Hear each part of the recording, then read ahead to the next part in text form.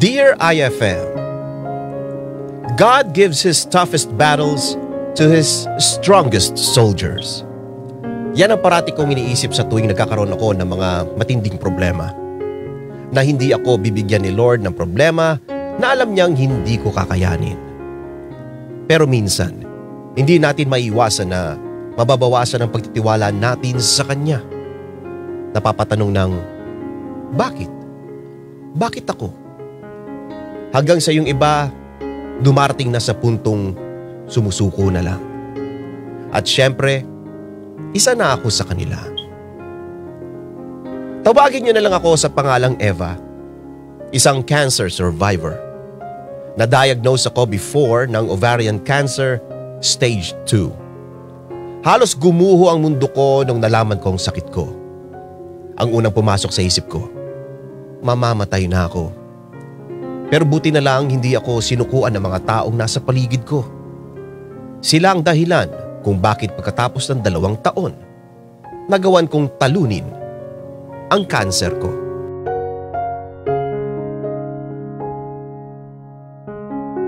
Cheers! Aba, talagang healthy living na tayo ah. Pineapple juice nang iniinom, hindi alak. Aba, syempre, no. Binigyan ako ni Lord ng second chance para mabuhay, kaya dapat hindi ko sayangin yun. Kapag hindi ko inalagaan ang sarili ko, baka sabihin niya, sayang naman yung chance na binigay niya sa akin, di ba? Kaya kayong dalawa, nako, mag-ingat na kayo ha. Alagaan niyo na yung mga sarili niyo. Yes, ma'am. Itong si Cathy, siya lang naman yung parating nag-aaya ng inuman eh. Ang bait-bait ko kaya. Ayos ah. Hoy, excuse me. Mas madalas kang mag-aya, no? Oy, hindi ah. Mas madalas ka. Huwag mo akong chinat-charot-charot dyan ha. Ay nako, tama na nga yan. Basta ang sinasabi ko sa inyo, ingat-ingat na sa sarili ha. Gawin yung example yung nangyari sa akin. At hindi lahat ng tao nabibigyan ng second chance katulad ko, no? Alam mo, dapat ikaw ang kumakausap sa pinsan ko eh. Ha? Bakit? Anong nangyari sa kanya? Na-diagnose siya last week ng breast cancer. Ay, naku. Kaya ayun, halos hindi lumalabas ng kwarto. Walang ibang ginawa kundi umiyak ng umiyak. Kung ano-ano na ang ginawa namin, wala pa rin. Kawawa naman. Pero alam mo, normal lang naman yun eh. Na kapag nalaman mong may sakit ka, yung pakiramdam mo, any moment pwede ka nang mamatay. Alam mo ang dapat mong gawin? Hayaan nyo lang muna siya. Magiging okay din yun. Bakit kaya hindi mo kaya puntahan doon ng face-to-face? Ha? Teka lang, bakit ako? Yun nga yung sinasabi ko kanina. Siyempre, cancer survivor ka. Sa lahat ng taong pwedeng kumausap sa kanya, sa'yo lang makikinig yun for sure. Oo nga, Mars. Iisipin niya na naiintindihan mo siya. Kasi kung ano man yung pinagdadaanan niya, pinagdaanan mo na rin. Magsisilbing inspirasyon ka sa kanya dahil nalaban mo yung sakit. Ang heavy naman ng inspirasyon ha. Parang hindi ko yata carry yun, Mars. Hoy, totoo yun na. Mas maganda nga yung kung gagawa ka ng sarili mong libro. Diba, bongga yun? O di kaya maging guest speaker ka sa isang cancer society. Okay yun! Alam mo, gusto ko man yan. Pero ang iisipin ko muna ngayon ay yung mga gusto kong gawin, di ba? Tulad ng? E di, maging active ulit. Gawin yung mga ginagawa ko noon na akala ko hindi ko na ulit magagawa. Tulad ng pag-akyat sa bundok, surfing, mga ganun. Ay, gusto ko yan. Game ako dyan. Tamang-tama, nag-aaya si na Michael na mag-beach. Talaga? Naku, sama kami dyan ha. Huwag niyo kami kakalimutan. Ay, teka lang naman. Pwede ka na ba sa mga ganon? Oo naman no, pwede na. Pero syempre, dapat maghinay-hinay pa rin ako. Saka may ilang buwan pa naman ako para maihanda ko yung sarili ko, di ba? Ayoko nang sayangin yung pangalawang buhay na meron ako ngayon, no? Kailangan ko nang i-enjoy yun ng bonggang-bongga. Yan, tama yan. I-cheers natin ulit yan. Para kay Eva. At sa second chance. Para sa second chances! Cheers!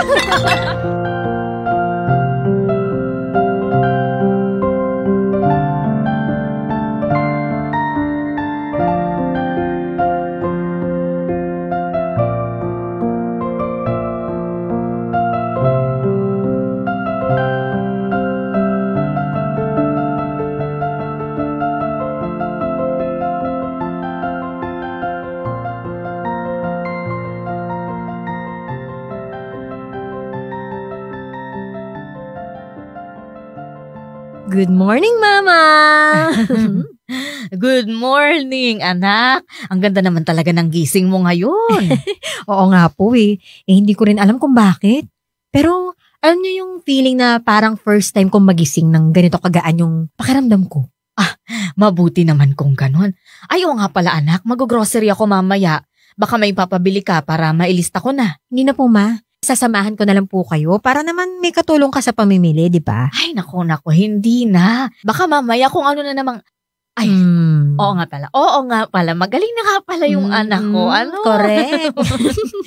O siya, sige na, ikaw na ang bahala. Para naman mabili mo na yung pinapabili mo na sa akin. Yung white rose papaya soap po. Yung may vitamin B3, kaya papaya puti in 7 days, lalo na kapag naka-regular use ka. Yun na lang din po yung gamitin mo, Ma. Effective yun. Ay, oo, sige. Masubukan nga yan. Teka, bakit po ganyan kayo makatitig sa akin naman, Ma? Ay, hindi naman. Ano lang, natutuwa lang naman ako dahil pagkatapos ng lahat, kasama pa rin kita ngayon. Alam mo ba na noong may sakit ka pa, gabi-gabi talaga akong nagdadasal sa Diyos na sana dugtungan pa niya ang buhay mo. At eto na, pinakinggan niya na ako. Kasi Ma, sabi ni Lord, hindi pa raw tapos ang papel ko sa mundo. Hindi ko pa nagagawa lahat ng gusto kong gawin na kasama ka. Sa madaling salita, hindi pa tapos ang misyon ko. Tulad ng pangarap ko pang mabigyan ka ng komportableng buhay. Sa dami ng sinakripisyo niyo para sa akin, gustong gusto ko pong tumbasan lahat ng iyon. At ngayon na magaling na ako, magagawa ko na ulit lahat ng mga dapat kong gawin. Yung mga pangarap ko po para sa ating dalawa. Basta ako anak, masaya ako sa nangyari sa'yo. Kontento na ako sa kung anong meron tayo ngayon. Wag po kayo mag-alala, Ma. Simula ngayon, pinapangako ko sa'yo na hindi na ako aalis sa tabi mo. Dito lang ako forever and ever!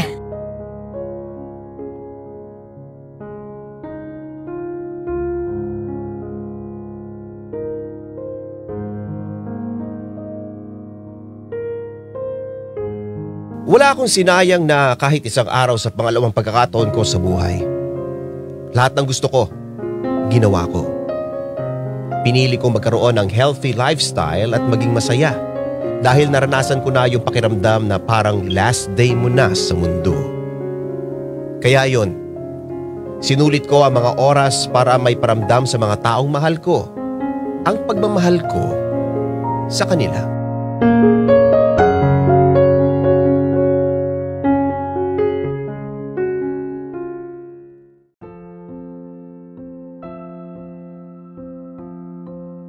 Love, ano yung sinusulat mo?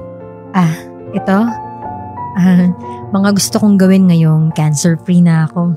Tulad ng hiking, travel sa iba't ibang lugar, beach outing, saka ito, back to work. Sigurado ka bang kaya mo na ulit na magtrabaho? Alam mo naman kung gaano ka-stress sa office, di ba? Love, kaya ko naman yun. As long as may vitamins ako at kumakain ng tamang pagkain, okay lang ako. At isa pa, kailangan ko makapag-ipon ulit, makabawi sa mga nagastos ko nung nagkasakit ako.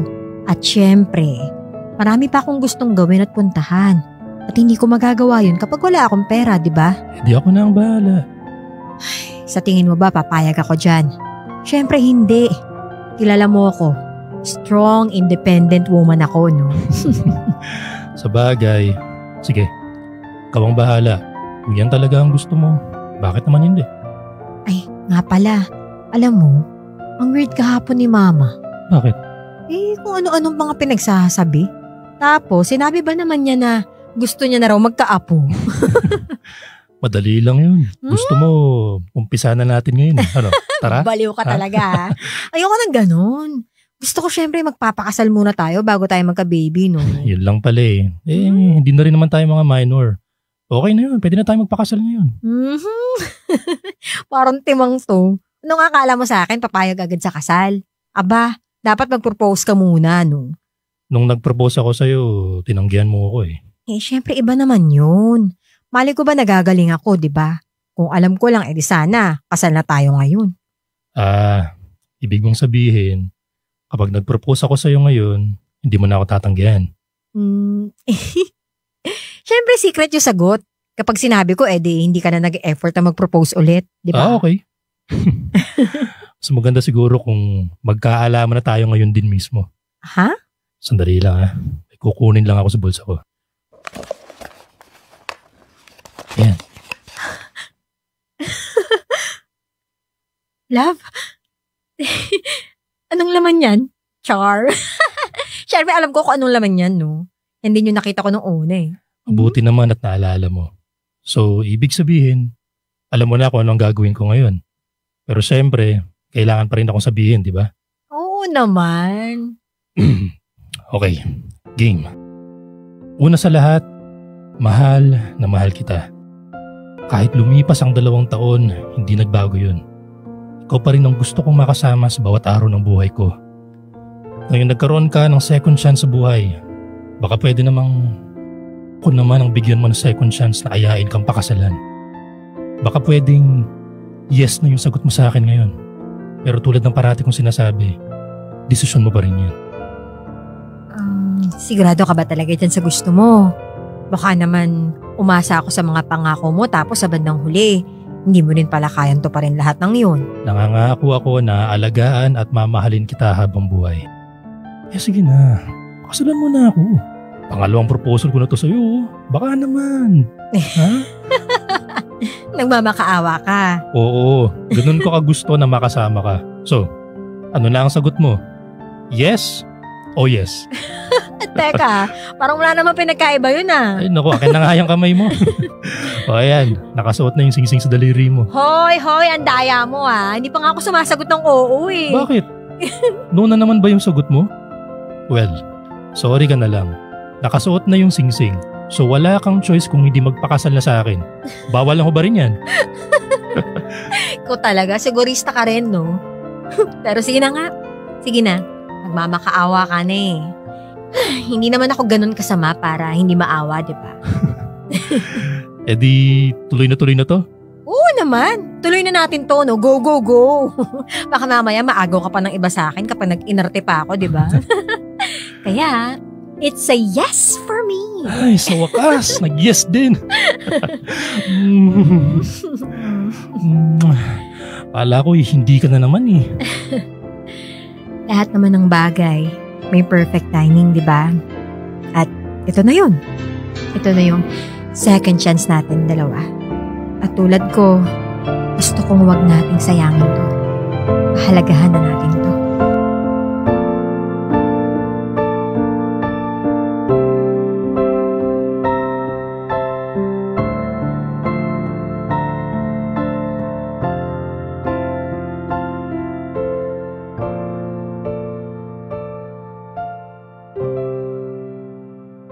Sa dami ng mga magagandang nangyayari sa buhay ko, medyo kinabahan ako. Kasi, di ba ganun daw yun? Kapag sunod-sunod ang dating sa'yo ng mga magagandang bagay, ihanda mo ang sarili mo sa posibleng kapalit nito. At hindi nga ako nagkamali. Dahil may isang panibagong dumating na naman sa buhay ko.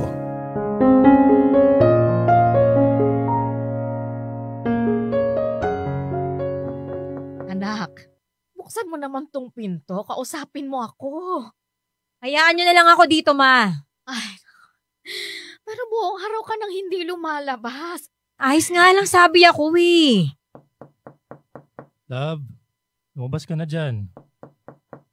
Hindi mo kailangang magkulong ng ganyan. Nandito kami, kausapin mo kami. Love, sige na. Buksan mo na tong pinto. Parang haba mo na oh. Ay, nakakabwisit. Anak, Hindi ba kayo mga makaintindi, ha? Ayos lang ako. Ayos na ayos lang ako. Hindi nyo na kailangan mag-alala sa akin ng sobra-sobra dahil ayos lang ako. Alam ko naman na hindi madali ang nararamdaman mo. At nag-aalala kami sa'yo, anak naman. Huwag mo namang sarilinin to dahil nandito kami ni Cesar. Pero hindi nyo na nga kailangan mag-alala sa akin. Dahil hindi rin naman magtatagal, mamamatay na ako, di ba? Sa lahat ng pwedeng bumalik sa akin, itong lintik na cancer pa to yung bumalik. At bakit? para tuluyan na akong patayin. Hindi niya kasi ako napatay nung nakaraan, di ba? Eva, huwag mong sabihin yan. Bakit? Yun naman yung totoo, di ba? Ito naman kasi ako eh. Nandito na naman ako sa sitwasyon na to. Nilagpasan ko na to eh. Cancer survivor na nga yung tawag sa akin, di ba? Survivor! Kasi nakaya ko to noon. Natalo ko na. Pero hindi ko maintindihan kung bakit kailangan ko na namang maranasan to. Kung bakit kailangan na namang iparana sa akin to. Ng buhay naman to. Love, makinig ka sa akin, okay? Malalagpasan mo ulit to dahil nandito lang kami ng mama mo. Nandyan lang kayo? Bakit? Kaya niyo bang alisin tong cancer na to, ha?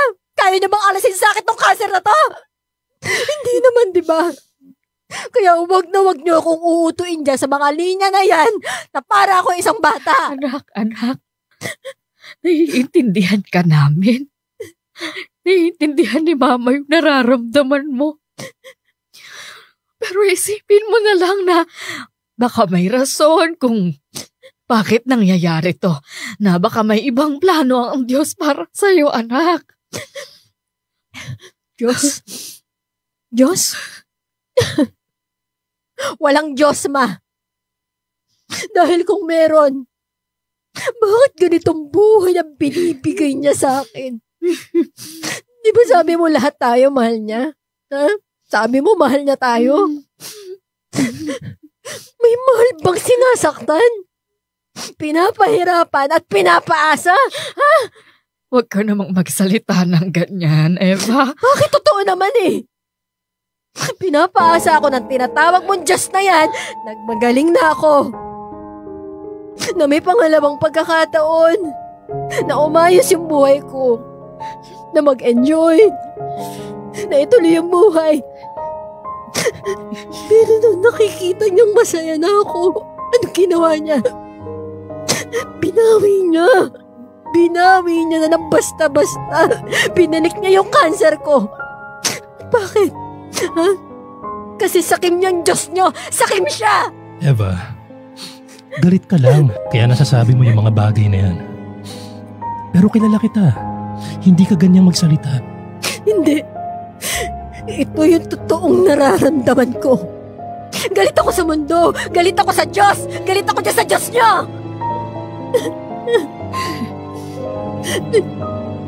Pinaasa niya ako. Pinaasa niya lang ako, Ma. Pinaasa lang ako.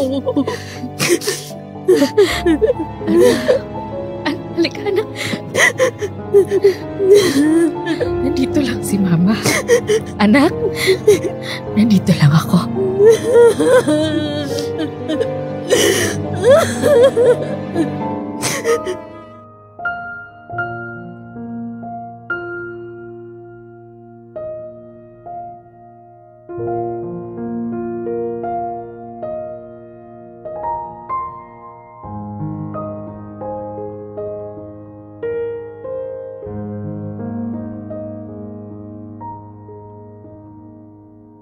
Nang mga oras na yon, gusto ko na lang mamatay. Gusto ko na lang tapusin ang lahat. Dahil pakiramdam ko, hindi ko maiintindihan kung bakit binalik na naman sa akin tong cancer ko. Naisip ko nga, siguro isang laruan ang tingin sa akin ng Diyos. Kasi pinaglaruan niya ako. Kasi kung balak din pala niya akong pahirapan ulit, bakit pinagaling pa niya ako nung una, di ba? Alam ko na medyo masama na ang tingin niyo sa akin ng mga taong nakikinig ngayon. Nabastos ako. Walang galang sa Diyos. Pero ito na ang pinakamasakit na nangyari sa buhay ko.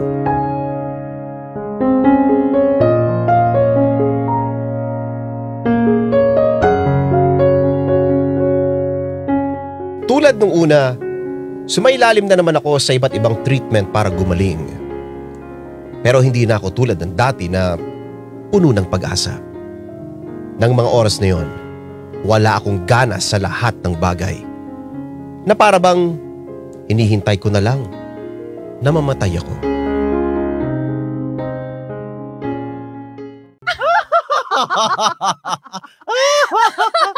Ay, nako! Luka-luka talaga tong si Arnie, Eva. Mandakin mo yun? Ang kapal na mukhang pumasok sa office na wala man lang ligo. Hoy, bakit ba? Sa malilate na kasi ako eh. Oo nga, sa sobrang late mo, mumugla ang ginawa mo. Kadiri ka? Hoy, excuse me ha? Gumamit ako ng unique toothpaste dahil gusto kong may Max Protect formula ang toothpaste na gagamitin ko. Para sa Max Alaga, Max Protectado with Unique. Kaya, nag-toothbrush ako, no? We, nag-toothbrush ka na sa lagay na yun? Hoy, napakasama Hindi ng halata, ugali ah. nito. Siraulo ka. Uy. Hoy. Grabe naman. Labas na nga yung mga ngala-ngala namin dito ni Kathy sa kakatawa pero ni isang salita wala ka pang sinasabi dyan? Ni peking ngiti, wala? Ay, alam mo ba, Mars? Si Margo, malapit na... Ano bang pinakamadaling paraan para mamatay na? Ay, meron akong alam. Arnie, Ay, charot lang. Ano ba? Wala pala akong alam. ano ba kasing klaseng tanong yan, Eva? Wala, naisip ko lang. Kasi kung cancer lang din naman ang papatay sa akin, napakamagastos naman, di ba? Magpapakimo pa, tapos iinom ng mga kung anik-anik na gamot, magpapa-ospital, napakagastos. Hindi ba pwedeng mamatay na lang ako na diretso na lang? Uy, ano ba? Nakakakilabot yung sinasabi mo, ha? Totoo naman kasi, di ba? Mamamatay din naman ako sa huli eh. Pati hindi pa ngayon. Ganun din naman yun. Kaya ano sa tingin nyo? Ano ba yung pinakamadaling paraan para mamatay na? Yung diretsong patay na agad yung hindi na maghihingalo pa, para hindi na ma-revive pa, diretsong burol at libing na. Hoy, Eva, hindi ko na nagugustuhan yung mga sinasabi mo, Hindi ka na nakakatuwa. O bakit? Ano bang masama sa sinabi ko? Pagiging praktikal lang yun. Saan ang pagiging praktikal dun? Humihinga ka pa ngayon.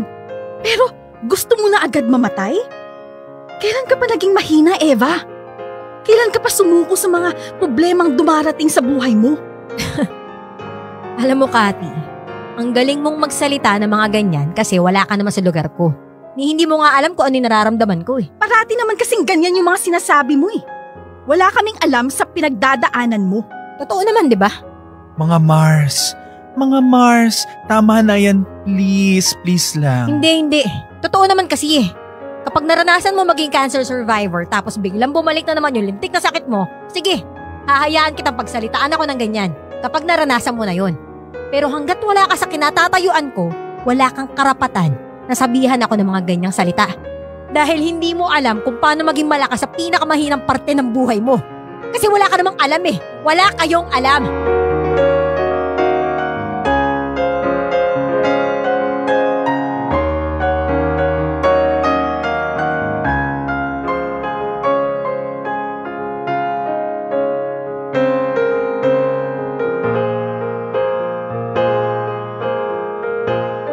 Nakikita ko naman na lahat sila inipilit akong paniwalain na may pag-asa pa akong gumaling. Na kailangan ko lang magtiwala ulit. Umasa ulit. Pero hindi pala ganun kadali ang lahat. Sinusubukan ko naman na maging positive. Kaya lang, wala talaga. Hindi talaga kaya. Love, happy anniversary. Hindi mo naman kailangan pumunta pa rito. Diba galing ka sa trabaho? Pwede namang bukas na lang Gusto na kitang makita eh. Tsaka nagpaalam na ako kay tita na baka pwedeng dito muna ako ngayong weekend para maasikaso kita. Teka, buong weekend? Sabi mo may company outing kayo ngayon Hindi na lang ako sasama. Hindi rin naman required eh. Mas gusto kong dito na lang ako. Yan na nga bang sinasabi ko eh. Ang ano na naman? Na ititigil mo yung ikot ng mundo mo nang dahil lang sa akin. Dahil pakiramdam mo, kailangan kita. Paano itinigil ko ang ikot ng mundo ko? Hindi lang naman ako sumama sa company outing namin. Wala lang naman yun. Ganun na rin yun, Cesar. Pag-aawayan na naman ba natin to? Love, anniversary natin ngayon. Di ba dapat masaya tayo? Dapat nag-celebrate tayo? Celebration? Masaya? Ay, nako. Magsaya tayo, ha? Mag-celebrate tayo dahil mamamatay na ako. Dahil pinaasa na naman ako ng mundo. Woo! Ang saya! Magsaya tayo! Eva, tama na yan. Hindi! Magse-celebrate tayo. Magsasaya tayo ngayon. Oh, ito. Itong bulaklak na to. Ang ganda ng bulaklak na to, ha? Bagay na bagay sa burol ko. Eva, please, tama na nga yan. Hindi eh. Ang KJ mo naman. Sabi mo, di ba, dapat happy lang tayo? Eh di ito, happy tayo. Masaya tayong lahat eh. Ano ba? Di ba? Tumigil ka na nga. O bakit nagagalit ka? Di ba ito naman yung gusto nyong lahat? Di ba? Maging masaya ako. Maging grateful ako. Isipin ko na lang na may ibang plano sa akin yung Diyos na tinatawag nyo. Na kaya ka binibigyan ng matinding problema kasi malakas ka. Kasi alam niya na kaya mo lagpasan yon. Ay, nako. Alam mo, yan ang pinakamalaking kalokohang narinig ko eh. Eva, magpahinga ka na nga lang muna. Sabi ng mama mo hindi ka rin nagpapahinga ng maayos. Eh kasi nga gusto ko nang mamatay.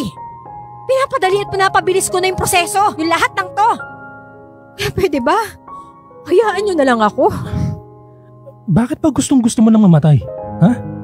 Ginagawa na nga namin ang lahat para gumaling ka ulit eh. Pero paano namin magagawa yun kung hindi mo naman tinutulungan yung sarili mo? Bakit? Sino ba kasi nagsabi sa inyo na gusto ko pang gumaling? Wala naman ako sinabi, di ba? Wag na lang. Tama na. Kasi nag-aaksaya lang tayo ng pera dito eh. Patayin nyo na lang ako. Nasaan na ba yun? Itong kutsilyo. Eva, bitawan mo yan. Hindi. Ayan. Saksakin mo na ako ngayon. Patayin nyo na lang ako. Patayin nyo na lang ako. Kasi ayoko na. Love? Ayoko na. Love, please. Akin na yung kutsilyo. Baka masaktan ka dyan. Hindi. Gusto ko nang mamatay. Gusto ko nang mamatay. Cesar. Pagod na ako lumaban.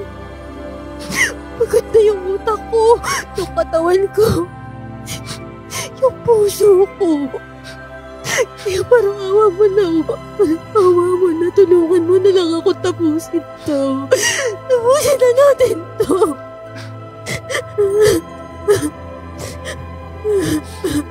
Love, akin na yan. Akin na yung kutsilyo. Ayoko na. Wag mong ipapakiusap yan sa akin, ha? Dahil ang gusto ko mabuhay ka pa. Alam ko nahihirapan ka na. Pero huwag ka namang sumuko. Nilalaban ka naming lahat eh. Kaya tulungan mo kaming labanan yung sakit mo. Kung naipanalo natin yung una, maipapanalo ulit natin yan ngayon. Basta huwag ka lang susuko.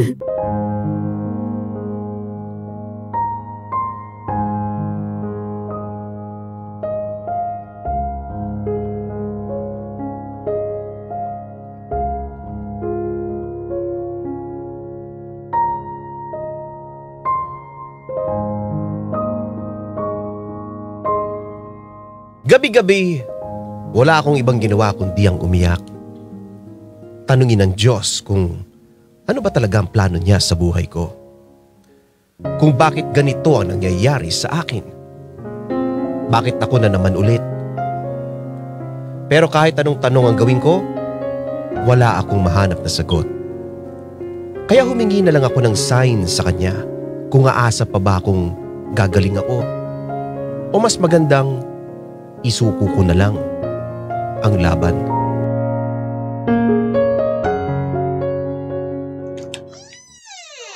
Oh, anak, kumain ka muna.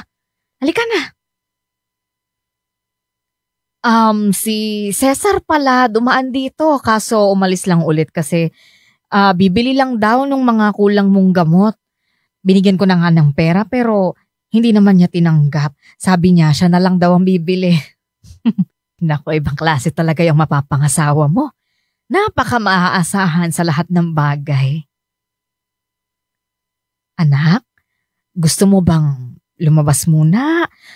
Kahit dyan lang tayo sa park lang, maglakad-lakad lang ba para makalanghap ka ng sariwang hangin. Maganda raw yun para sa'yo dahil parati ka nga kasing nandito sa loob lang ng bahay. Anak, kausapin mo naman ako. Nagdasal ako kagabi. Talaga? Hiniling ko ulit yung hiniling ko noon na sana gumaling ako. Pero ma, kung noon sobrang mataas ang pag-asa ko na maririnig niya yon. Ngayon, parang hindi ko na maramdaman na nandyan siya eh. Anak, lahat ng mga pinagdadasal natin, naririnig ng Diyos yun. Kasi 'di ba sabi nga nila, may 3 sagot lang siya sa atin. Oo, hindi, at hindi muna ngayon. Lahat ng yun, may mga dahilan kung bakit yun yung sinasagot niya sa atin. Ma, ang totoo niyan, ayoko pa talagang mamatay. Ayoko pa. Oo naman anak, alam ko naman yun. Maski naman kami ayaw pa namin mangyari yun. Alam mo ba na gabi-gabi nagmamakaawa ako sa Diyos na sana gumaling ka na. Na sana bigyan ka pa ulit ng isa pang pagkakataon na mabuhay. Kasi hindi ko pa kaya na mawala ka sa akin eh. Kaya nga natatakot ako na baka hindi ko na makayanan ngayon. Baka wala siyang panahon na makinig na sa akin ngayon. Anak, hindi ha? Pero dapat mong ipakita sa kanya na ikaw gusto mo pang mabuhay. Anak, lumaban ka lang. Hanggang sa may panalo ulit natin ito. Lumaban ka lang. Hindi ka nag-iisa. Nandito lang ako. Nandito si Cesar. At nandito kaming lahat para sa'yo. Oh anak, ang ganda ng paru-paro. Kita mo, sobrang puti. Ma, bakit anak? Magagaling ako. Kasi nagdasal ako. Nabigyan niya ako ng sign na gagaling ako. At alam mo ba, yan yun ma. Oo. Yan yun ma. Yan yung hiningi kong sign sa kanya. Oo. Putik paru-paro. Gagaling ako. Gagaling ka anak, gagaling ka. Maliwala ka na gagaling ka. Kaya laban lang. Lumaban lang tayo. Mananalo rin tayo. Laban lang.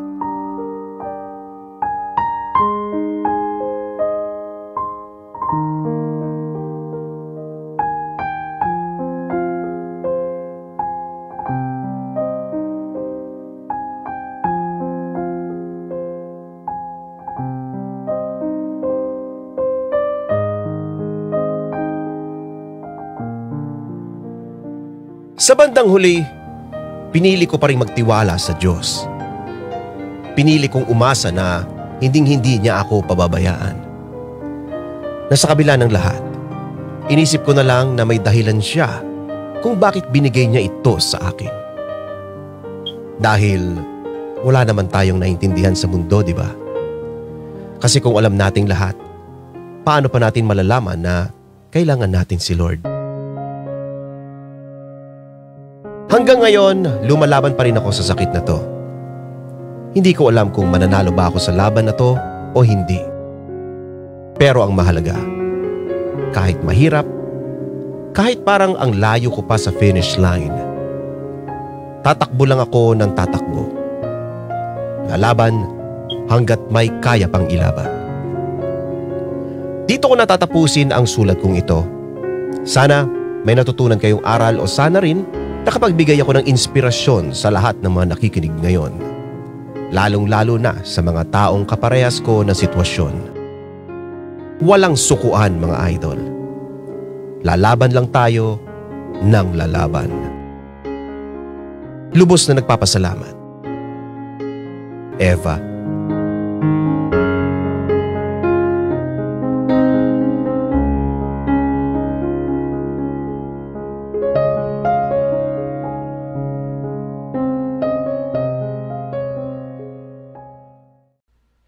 Idol, may kwento ka bang nakakakilig?